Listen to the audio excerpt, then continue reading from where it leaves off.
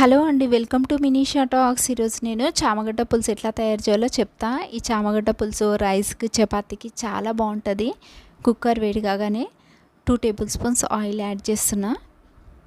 Oil వేడి కాగానే onions వేస్తున్నా. నేను ఒక పెద్ద సైజ్ ఆనియన్ తీసుకున్నా.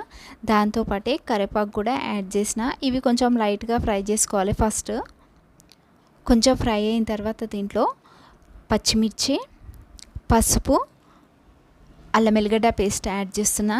ఈ అల్లం ఎల్లిగడ్డ పేస్ట్ ఆయిల్లో బాగా ఫ్రై చేసేసుకోవాలి. ఈ అల్లం ఎల్లిగడ్డలో ఉండే పచ్చివాసన పోయేంత వరకు ఫ్రై చేసుకోవాలి. ఈ ఆనియన్స్ మంచి బ్రౌన్ కలర్ వచ్చేంత వరకు వేయించుకోవాలి. ఇప్పుడు ఇవి బాగా ఫ్రై అయిపోయినాయి కదా, దీంట్లో చామగడ్డలు యాడ్ చేస్తున్నా. ఈ చామగడ్డలు కూడా ఆయిల్లో బాగా ఫ్రై చేసుకోవాలి. ఒక 1 మినిట్ వరకు అయితే ఫ్రై చేసేసుకోవాలి. చాలామంది చామగడ్డ పులుసు కానీ కర్రీ కానీ వండేటప్పుడు ఫస్ట్ చామగడ్డను ఉడకబెట్టేసుకొని వాటర్ అన్నీ పారబోస్తారు కదా. అట్లా చేయడం వల్ల టేస్ట్ అనేది అంత బాగుండదు. కర్రీ కొంచెం సప్పగా అయిపోతుంది, అంత బాగుండదు.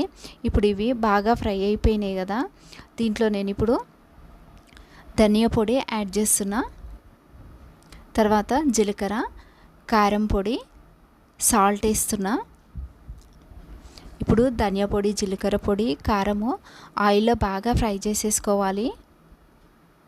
మనం ఎంత ఫ్రై చేస్తే పులుసు అంత టేస్ట్గా ఉంటుంది. ఇప్పుడు ఇవి బాగా ఫ్రై అయిపోయినాయి కదా, దీంట్లో టమాటాలు యాడ్ చేసిన. ఒక 3 టమాటాలు యాడ్ చేసిన నేను.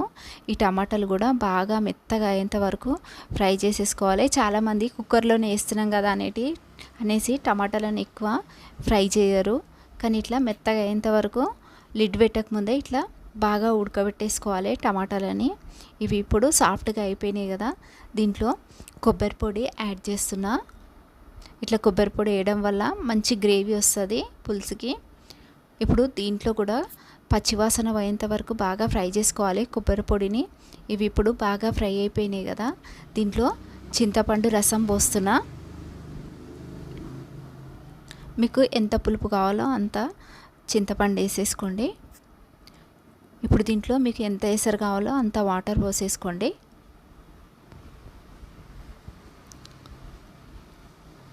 కొంచెం కొత్తిమీర యాడ్ చేయండి. ఉడికేటప్పుడు కొంచెం కొత్తిమీర యాడ్ చేస్తే పులుసు అనేది చాలా టేస్టీగా వస్తుంది. ఇప్పుడు లిడ్ పెట్టేసుకొని 2 విజిల్స్ వచ్చేంత వరకు ఉడకబెట్టేసేసుకోవాలి.